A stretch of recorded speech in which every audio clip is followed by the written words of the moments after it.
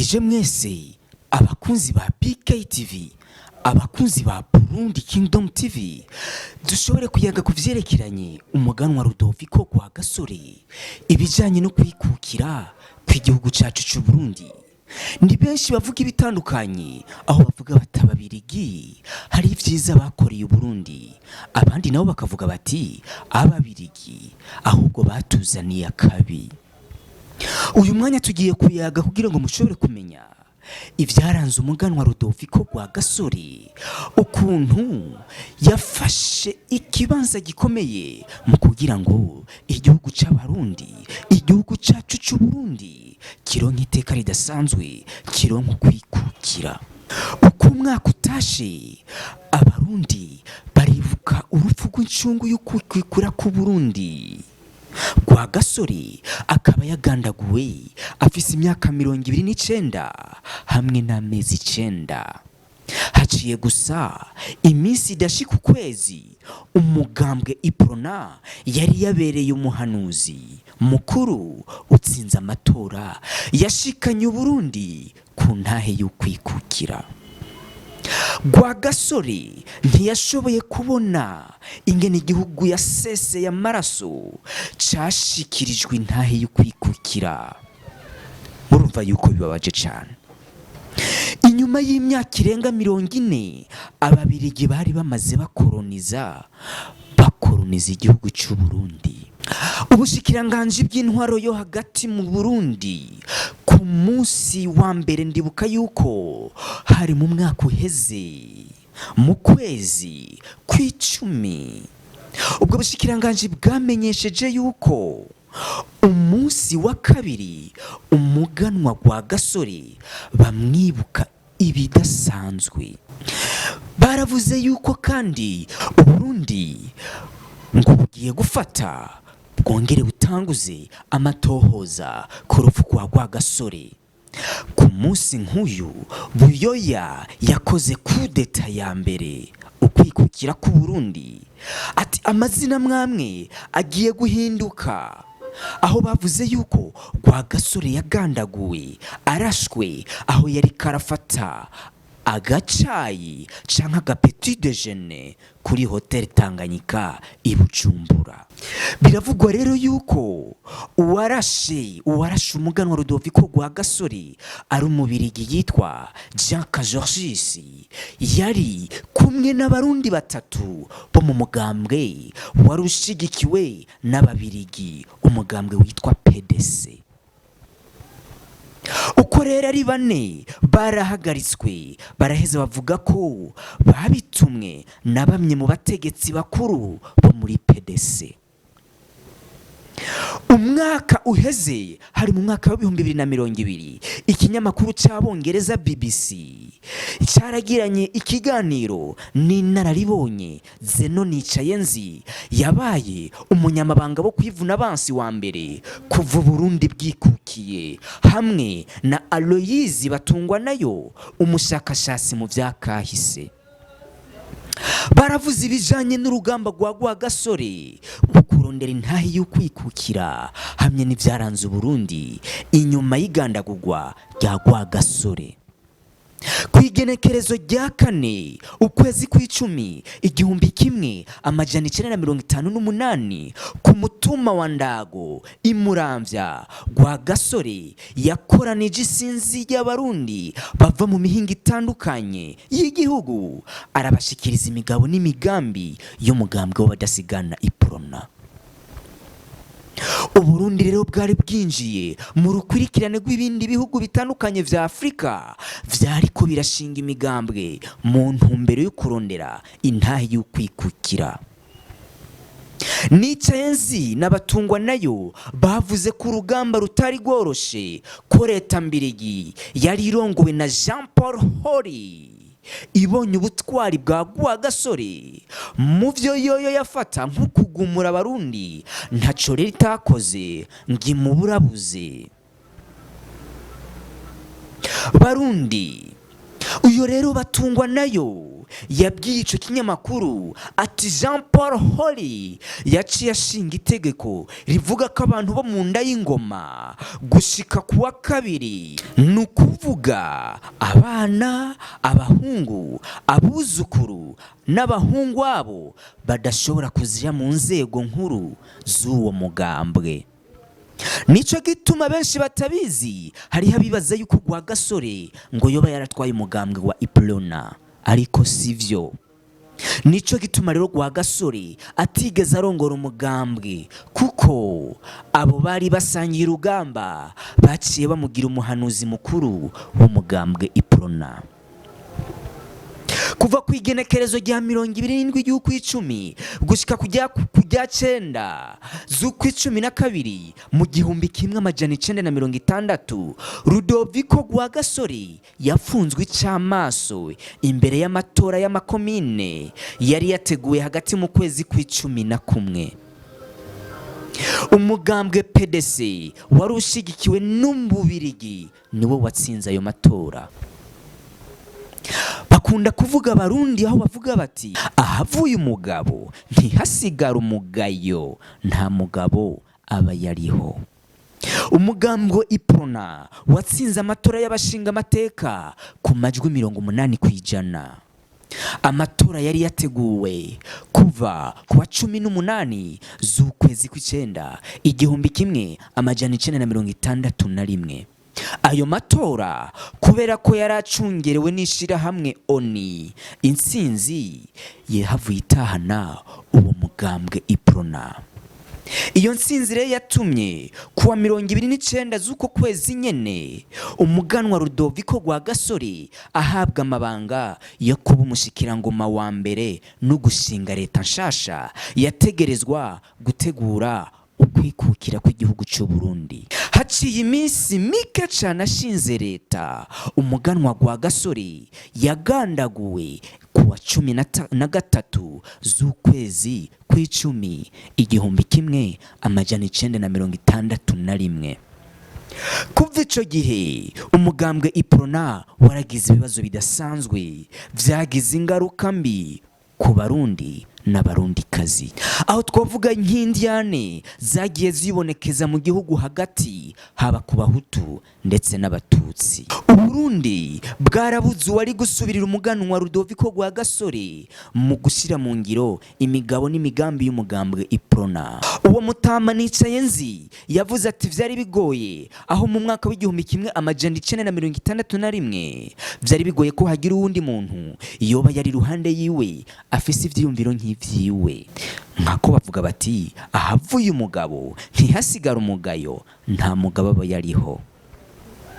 Mbega Iprona niyo yo kwagirizwa amabi yashikiye Burundi inyuma y'ukwikukira? Benshi barakunda kwibaza ico kibazo.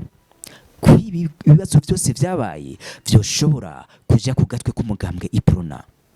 Mu gihe hari Abarundi babona ko amagumu igihugu cyagiye kiracamwo yavuye ku burongozi bw'umugambwe Iprona, Rwagasore Louis amaze kugandagurwa, uwo Mutama Nicayenzi wewe siko abibona. Abona ko indyane zakurikiye Burundi bumaze kwikukira zavuye kuri politike mbi yo gucanishamwe abakoroni bazanye mu bihugu vy'u Burundi hamwe n'u Rwanda. Mu mwaka w'1959 mu gihugu kibanyi cy'u Rwanda hari abo mu bwoko bw'Abahutu basenyuye intwaro ya cami. Abo mu bwoko bw'Abatutsi nabo barokotse ubwicanyi bahungiye mu bihugu bibanyi. Uwitwa Barutwa nawe yagize ati abasubiriye Rwagasore ntibashoboye gushira mu ngiro n'imigambi y'umugambwe Iprona Rwagasore yari yashingiye ko, iyo nayo ikaba yari ishingiye ku kurandurana n'imizi ikumira iryari ryo ryose ryari ryazanwe n'abazungu. Umuganwa Rwagasore yishwe atarakwiza n'imyaka 30. Kubwiwe umugambwe Iprona waciye utangura guta intumbero. Umuhuza w'Abarundi ariwe Rwagasore yari yawuhaye nabo bari bafatanije gushinga uwo mugambwe. Ishami rimwe ryari rizwi nka Casablanca ryari rihurikiyemwo abari bafise ivyumviro vya gikominista, ni ukuvuga intwaro y'Abarusiya. Barutwa nayo akaba yavuze ko ryari rigwiriyemwo ubwoko bw'Abatutsi. Irindi nayo ryari Monoravian, ryari rihurikiyemwo abagendera ku vyumviro vy'abakapitaliste, ni ukuvuga intwaro yabo mu burengero bw'isi muri Amerika hamwe n'Uburaya. Rikaba ryari rigwiriyemwo Abahutu.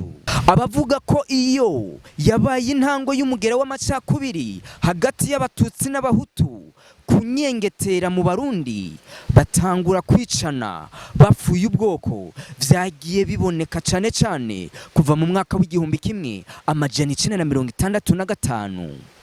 Barutwa nayo akaba kuvuga yuko ibintu vyagiye kunyuka kuva mu mwaka w'igihumbi kimwe amajana 1966, aho Iprona yigaruriye igisirikare kimaze gutembakaza intwaro.